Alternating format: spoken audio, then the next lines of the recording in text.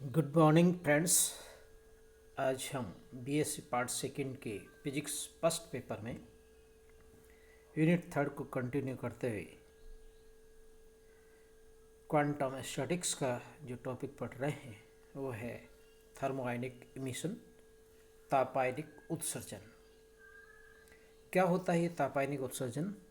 हम class 12th में electronics जो पोर्शन था उसमें पढ़ चुके हैं। आज उसको हम क्वांटम स्टैटिक्स के रूप में पढ़ेंगे। क्या परिभाषा है इसकी? धातुओं में उपस्थित इलेक्ट्रॉन्स जो बाहर निकालने के लिए धातु को या उसके पृष्ठ को गर्म किया जाता है। This is a way by which we can emit the electrons from a metal surface. इस प्रकार से इलेक्ट्रॉन के उत्सर्जन की प्रक्रिया को तापायनिक उत्सर्जन कर सकते हैं।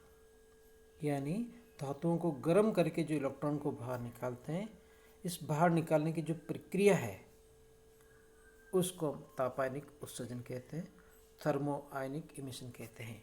यहाँ हम इन इलेक्ट्रॉनों को जो ऊर्जा देते हैं वो तापीय ऊर्जा के रूप में होती है।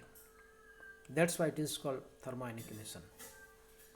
इन उत्सर्जित इलेक्ट्रॉनों को थर्मोआयंस कहते हैं, तापायंस कहते हैं तथा इनकी संख्या ताप पर निर्भर करती है। जितना ज़्यादा ताप उतना ज़्यादा इलेक्ट्रॉन्स, क्योंकि ज़्यादा इलेक्ट्रॉन्स को एनर्जी मिलेगी तो ज़्यादा इलेक्ट्रॉन्स एमिट होंगे। इसका कारण क्या है? What is the reason of it?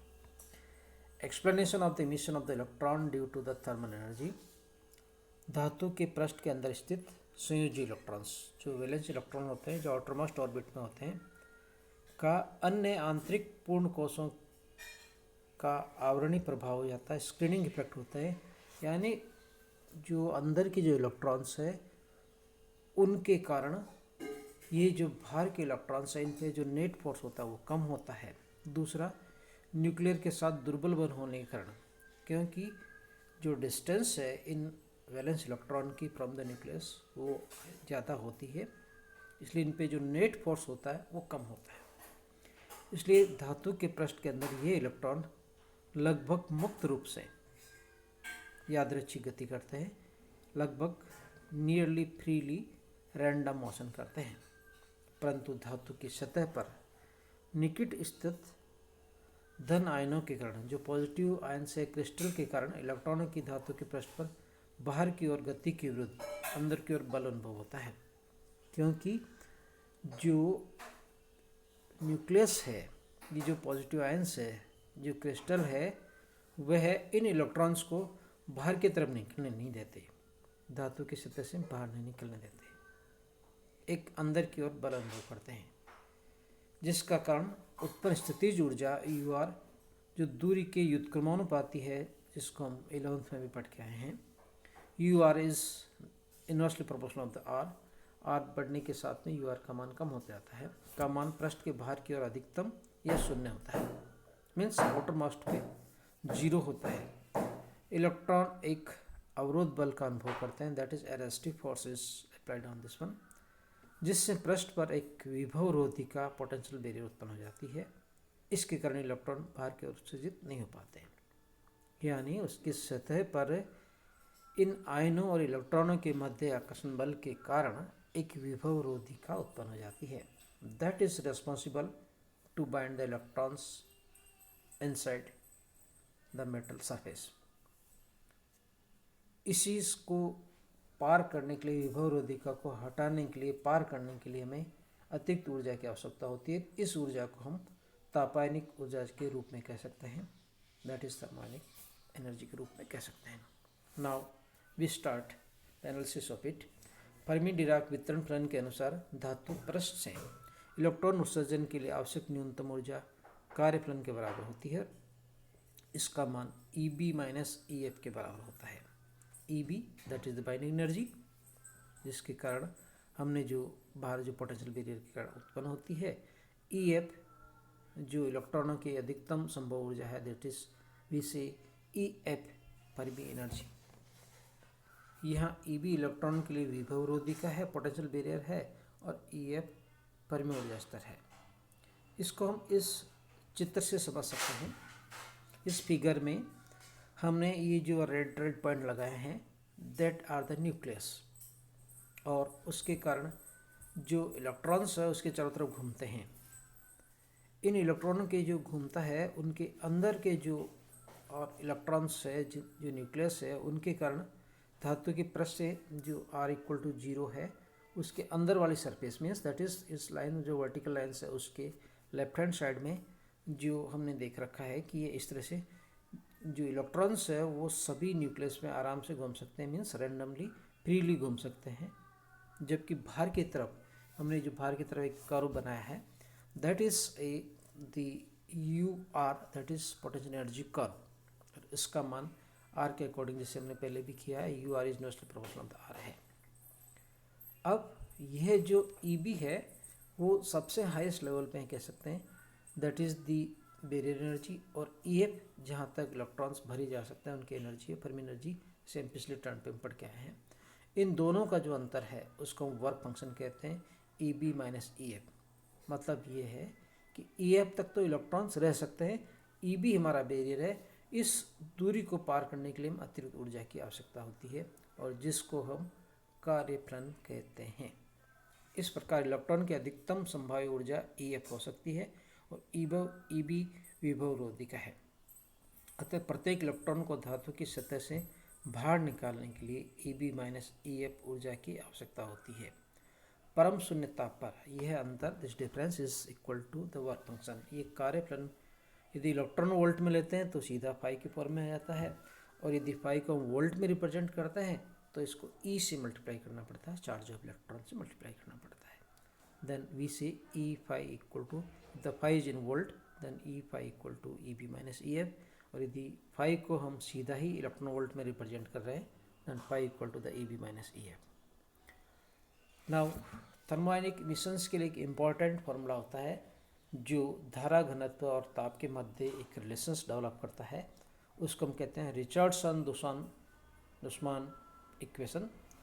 और इसको हम डिराइव कैसे करते हैं आइए देखते हैं using Fermi Dirac distribution function. So this is the derivation of the Richardson Dushman equation for the thermoionic emissions on the basis of Fermi Dirac distribution function.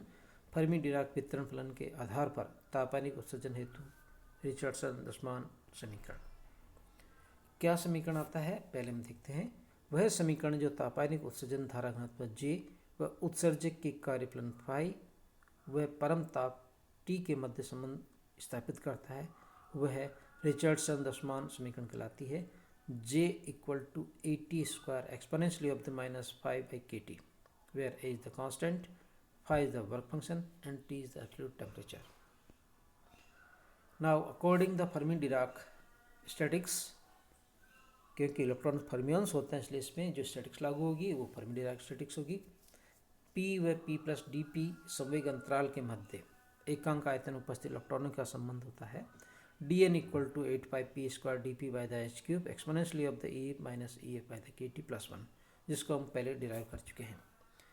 तापानिक उत्सर्जन में केवल वे ही इलेक्ट्रॉन्स भाग लेते हैं जिनकी ऊर्जा EF से बहुत अधिक हो, क्योंकि ऊपर वाले जो इलेक्ट्रॉन्स होंगे वही रिस्पॉन्सिबल होंगे, वही बाहर निकल सकता है। So E minus E F is greater than the KT। So using this expression we say EX plus 1 if the X is greater than 1 then EX plus 1 equal to nearly EX। So जो नीचे 1 है उसका मान अत्यंत कम होता है इस exponentially factor के फॉर्म में। So we get the dN equal to 4πp² dP by the h³ exponentially of the E minus EF by the KT। But जो हमने पहले किया था कि उस सेल्स का जो संवेग के फॉर्म में आयतन निकाला था dpx dp by dpz that equal to 4πp² dP, हम वापस उसको dpx dpz के फॉर्म में लिखना चाहते हैं। So the dN equal to twice of the dpx dp by dpz by the h³ exponentially of the E minus EF by the KT। But the momentum P equal to mv. For the x, it is the px equal to mvx, py equal to mvy, and the pz equal to mvz. And the kinetic energy E equal to 1 by 2 mv square, that is 1 by 2 vx square plus vy square plus vz square in the 3-dimensional. So, substituting these values, we obtain the dn equal to 2 by the h³ m³ हर P से P X P Y P Z से M आता है, so that is the M cube D V X D V Y D V Z and the exponentially of the E F by the K T and the exponentially of the minus M V X square by the twice K T exponentially of the M V Y square by K T two के T and the exponentially of the M minus m v z square by the twice kt. So now we can write the different form 2m cube by the h cube exponentially of the a by kt, and this is for the x, y and z, that is e raised to power minus mbx square to kt for the same, for the y, for the same, for the z, dvx dy dz. अब ये मान के चलें कि जो धातु की पृष्ठ है उसकी जो लंबवत एक्सिस है जिससे इलेक्ट्रॉन गुजरते हैं, जिनका वेग होता है, वो एक्स एक्सिस माना हमने, माना कि धातु के पृष्ठ की लंबवत एक्स एक्सिस है। अतः एक वी एक्स से संबंधित इलेक्ट्रॉन ही तापानिक उत्सर्जन में भाग लेते हैं, V Y and V Z नहीं लेते हैं। तो इन V Y and V Z को हम आराम से अलग से स्टैंडर्ड फॉर्मूले से कैलकुलेट कर सकते हैं, और वो है that is the minus infinity two plus infinity integration e raised to power minus alpha x square dx equal to root of the pi by alpha. So here we can write for the vy and vz minus infinity plus infinity e raised to power minus mvy square by the twice kt dvy, and this is equal to root of the twice pi kt by the m, that is same expression for the y components. So इन दोनों को मिला दें हम तो जो result आता है dnx twice m cube by the h cube e raised to power a by kt 2 pi kt by the m and e raised to power minus v m vx square by the twice kt dvx. यह हमने z and y दोनों का integration करके standard formula लिख दिया है, क्योंकि हमारा इलेक्ट्रॉन का मोशन केवल x डायरेक्शन में है, and that is equal to the 4 pi m square h cube kt e raised to power a by kt e raised to power minus m vx square by the twice kt dvx. अब हम धारा घनत्व निकालने के लिए एक figure use कर रहे हैं, वो क्या है वो देखते हैं कि vx वेग से गतिशील इलेक्ट्रॉन को पृष्ठ पर पहुंचने में लगा समय dt है। जैसे मान लो हमने एक हॉरिजॉन्टल लाइन खींच रखी है, धातु की सतह है, और जो नीचे से इलेक्ट्रॉन आता है, मान लो इस सतह पे आने के लिए उसको समय लगता है dt, और वेग इसका आ रहा है vx। जो दूरी तय करेगा dt टाइम में वो आएगा vx dt, और मान लो जो हम एक छोटा सा क्षेत्रफल माना पृष्ठ का वो a मान लिया, तो इस आयतन में कितने इलेक्ट्रॉन्स निकलते हैं ऊपर की ओर वो देखते हैं अपन। तो that is dnx a into vx dt, because dnx per unit volume इलेक्ट्रॉनों की संख्या है जो एक्स डायरेक्शन में मूव करते हैं, और इसका जो हमने बनाया है आयतन, जो फिगर बनाया है उसका आयतन आता है a into V X D T. V X D T लंबाई है और a इसका क्षेत्रफल है। अतः प्रति एकांक समय में एकांक क्षेत्रफल में आपके इलेक्ट्रॉनों की संख्या आएगी कैपिटल डी एन एक्स की फॉर्म में। तो D small D N X A V X D T A divided by the A into D T, प्रति एकांक क्षेत्रफल प्रति एकांक समय, and this is equal to V X D N x.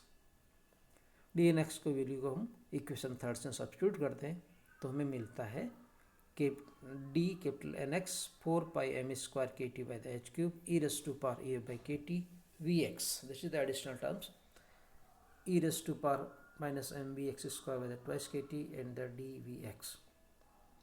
यदि हम कुल कितने इलेक्ट्रॉन्स आते हैं उनको संख्या को ज्ञात करने के लिए for the total electrons for the entire velocity range we can write integrate it nx equal to integration of the 4 pi m square kt by the h cube e raised to power ef by the kt vx e raised to power minus m vx square by the twice kt dvx। धातु प्रश्न electron उत्सर्जन होने के लिए E का मान EB होना चाहिए, ग्रेटर देन द EB होना चाहिए, तभी वो बाहर निकल पाएगा। And the EB equal to work function plus EF, जो हमने पहले करके आए कि जो वर्क फंक्शन है वो इन दोनों के अंतर के बराबर होता है, तथा energy E equal to half M V X square. So तो एक्सप्रेशन जो मिल जाता है हमें इन दोनों को कोरिलेट करने पे, इस एक्सप्रेशन को यूज़ करने पे, वो मिलता है M V X square by the twice is greater than और equal to 5 plus E F, या V X square is greater than equal to twice 5 plus E F by the M. इसको हम एक स्टैंडर्ड टर्म्स कर सकते हैं, we zero square कह देते हैं, where the V zero equal to root of the twice 5 plus the E F by the M. अतः धातु के प्रश्न के प्रति एकांक क्षेत्रफल से प्रति एकांक सेकेंड उत्सर्जित इलेक्ट्रॉनों की संख्या nx जो आती है, हमने इसको जो एक्सप्रेशन था उसको वी जीरो मान लेते हैं। जो लोअर लिमिट आएगी आपकी वी जीरो आएगी, और अधिकतम जो वेलोसिटी की लिमिट हो सकती है वो अनंत हो सकती है। So nx equal to 4 pi M square H cube K T E raise to power E F by K T integration from v0 to infinite vx e raised to power minus mvx square kt by the kt into dx. And using this expression v0 to infinity vx e raised to power minus mvx square by twice kt dvx, इसका जो result आता है उसको मान लेते हैं, क्योंकि standard फॉर्मूले से kt e raised to power minus mvx square by the twice kt, and this is equal to minus kt e raised to power minus 5 plus ef by kt. So this is a standard result of it integration का। So nx मिल जाता है हमें 4 pi M K square H cube T square E raise to power minus 5 by K T, यहाँ पर E raise to power plus E F by K T, और यहाँ से जो रिजल्ट मिलेगा इंटीग्रेशन से E raise to power minus E F by K T, ये दोनों कैंसिल हो जाते हैं। Now using this one we can calculate current density, धारा घनत्व, धारा प्रति एकांक क्षेत्रफल कितनी आती है, वो आता है J equal to E into N X. N X था हमारा इलेक्ट्रॉनों की संख्या प्रति एकांक क्षेत्रफल प्रति एकांक समय।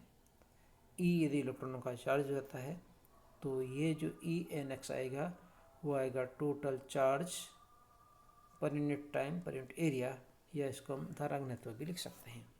सो जो एक्सप्रेशन आया ऊपर उसको हम ई से मल्टीप्लाई कर देते हैं तो धारा घनत्व आ जाता है, and that is 4 pi M K square E H cube T square E raise to power minus 5 by K T.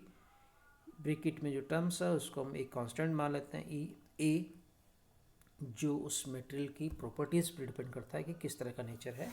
So now the expression is J X equal to A T square E raise to power minus 5 by K T, where A is constant, T is the absolute temperature, phi is the work function. So this show that the current densities depend on the temperature by using these two expressions, and this is all about it.